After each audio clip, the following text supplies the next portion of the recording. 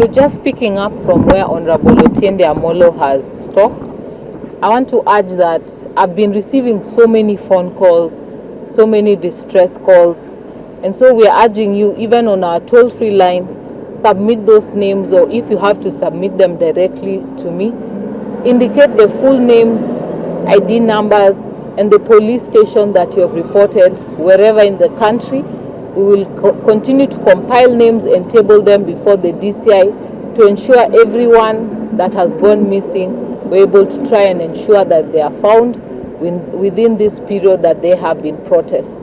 So as many as possible, if you have information and credible information, we urge not to play around with this forum, but make use of it so that we can try as much as possible to trace all your missing loved ones. With the case of Joshua Okayo, he was found somewhere in Moranga, and we are aware that they were able to get him, and he's now at Avenue Hospital in Thika receiving treatment. And we will be able to speak with him later on to just discuss part of the challenges, the ordeal that he went through, because he was missing for over a day, and his family and his loved ones who kept calling consistently, trying to look for him and trying to find him. And we're happy with the kind of attitude that the DCI have taken over this matter, and we hope that we can hold them accountable to ensure that there's proper investigations. We have seen police officers that cannot be identified.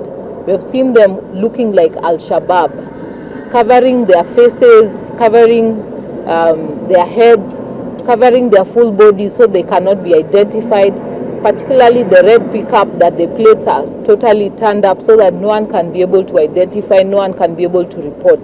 Police should be properly dressed with the identification so that members can raise complaints, members can raise concerns. If police are dressed like thugs, who are we supposed to trust will ensure that we can report our concerns to, and how can we be assured that those are actually police officers? And the question that we are asking the Inspector General, are these your police officers, are these Kenya Defense Forces, who are these, that we can raise concerns over the same? And so we are asking police should be properly dressed and identified. If they are doing the right thing, then there is nothing to worry about. We raise concern, particularly the police officer that was seen launching a tear gas canister directly at close range at the journalists that were recording what he was doing. There needs to be an accountability in this country. There needs to be transparency. And so no one is above the law, including that police officer. And we hope that the DCI will investigate the same and bring that police officer to book. Thank you. Yes. Thank you. At such a time, I think first we thank God that my personal assistant is found and alive. Though very traumatized, it's not a very good thing to happen. We just pray for the others who are also missing to be found.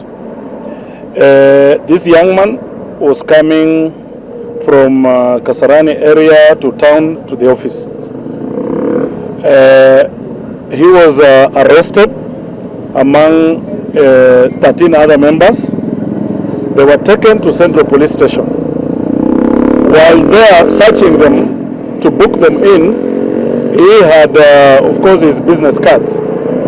So when they realized where he works, they sent him back to the truck, blindfolded him, and started moving around with him until about late in the night, when they took him to some room he cannot explain, gave him soda and bread, after which they again blindfolded him, moving around in this town, or somewhere looked like in this town, only to be dumped yesterday at night in the coffee farms in Ruiru, naked.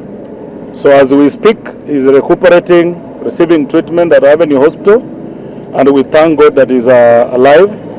It is a very traumatizing thing, and it is something that should not happen to any Kenyan. We live in a free country where democracy, we've come very far in this democracy. And we're just appealing to the government. Please, there can never be any government without people. Please have respect for human rights and for humanity at large. So we still hope that those who are missing will be found.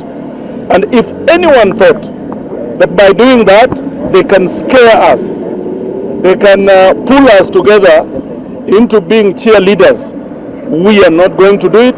It is not going to be it's not going to happen. We will remain the fighters of democracy. We will remain on the side of people. Aluta continua. I'd like to add something. And I want to also say that the days of Idi Amin should not happen in Kenya. Idi Amin was once very powerful.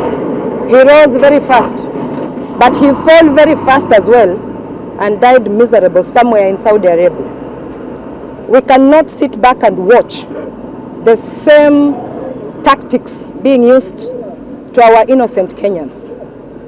If there are any policemen who are used to traumatize our children, blindfold them and throw them somewhere in a coffee plantation, in forests, taking somebody from Nairobi and then you throw them or dump them in Kajiado, dump them in Murang'a. Maybe somebody has never been there. Apart from the trauma, if you find yourself after being blindfolded, you open your eyes and they've taken your phone, you are in a place you've never been. Is that really a Kenyan dealing with a Kenyan? And if that child had just a phone, not a stone, maybe a gun, why take all the might on such a kid? Those are not lessons. And you cannot, anybody or any government that fears to reason uses force. And this is the government of Kenya Kwanza. They should stop and they should never ever take Kenyans for granted again.